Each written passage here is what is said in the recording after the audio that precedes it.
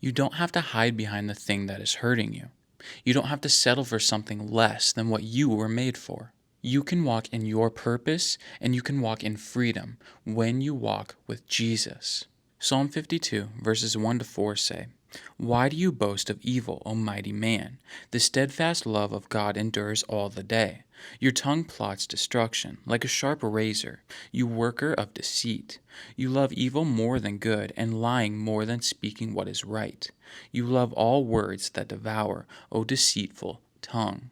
Why boast of evil and take delight in it? It's sadly a common thing that we see in the world around us, though. People commonly boasting about lust, about how many women or men they have had sex with, about how drunk they got.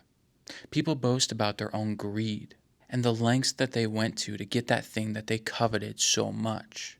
People boast about all these things that they desire, which may not be bad in and of themselves, but they go beyond a point of desire and to a point of worship, placing so many things of this world in the place of God in their lives. The list goes on and on.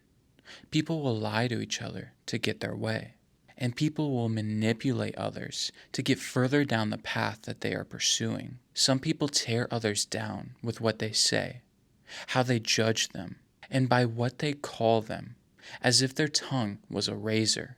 They will lie to get what they want.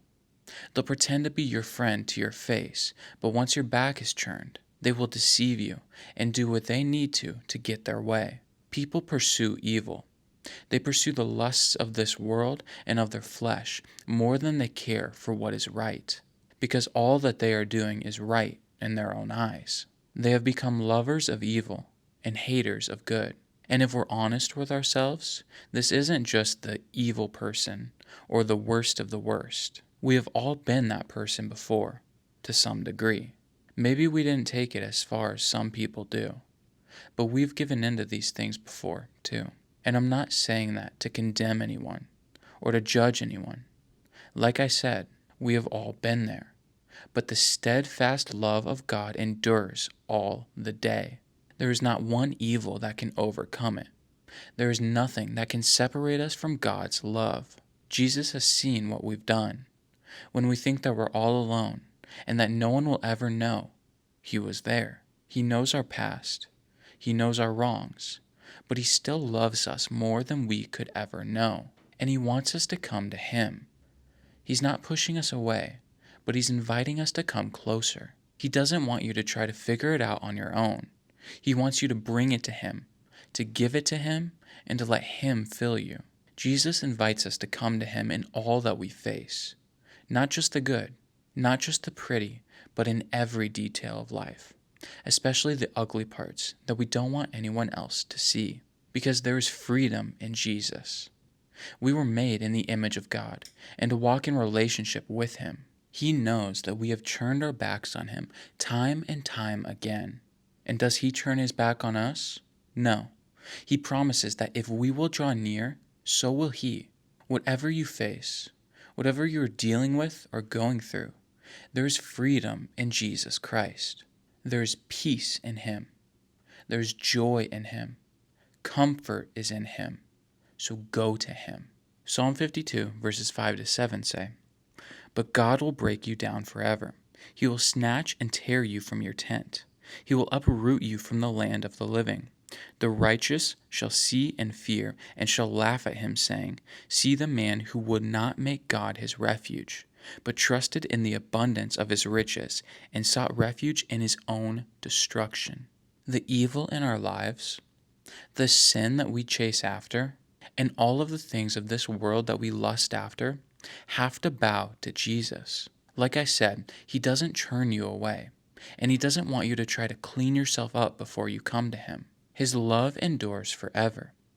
And when we come to Him with all of our baggage, when we give it to Him, and when we let Him show us how to walk in that relationship with Him that we were made for, those evil things will fall off of us.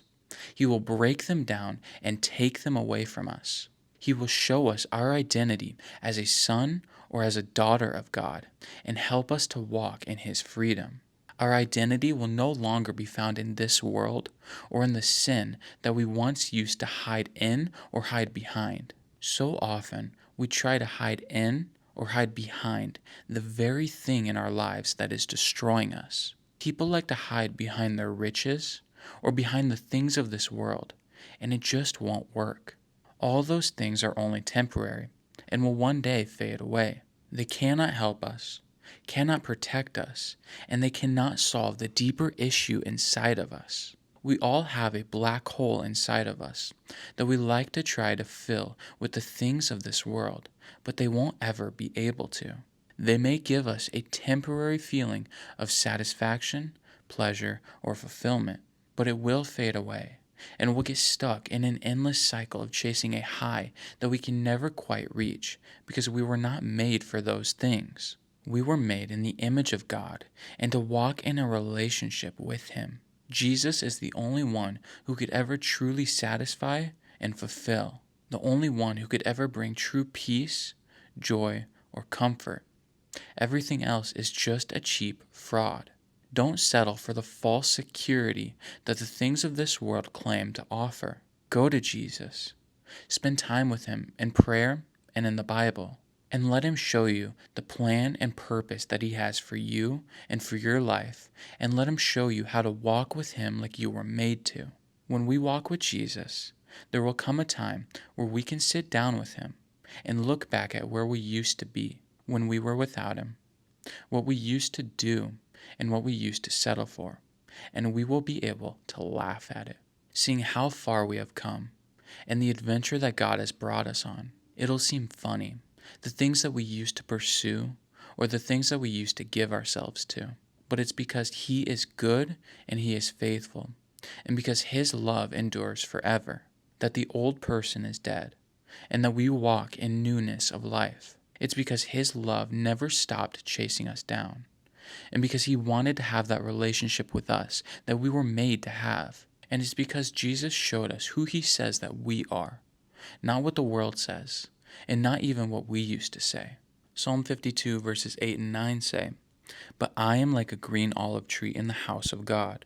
I trust in the steadfast love of God forever and ever. I will thank you forever because you have done it. I will wait for your name, for it is good, in the presence of the godly." When we trust Jesus with our lives, with all aspects of our lives, the good, the bad, and the ugly, and we surrender it all to Him and let Him take us on the adventure that He has for us, the only words that we will have to say are thank you, because only He could take such a broken mess that we created and turn it into the beautiful thing that it will become.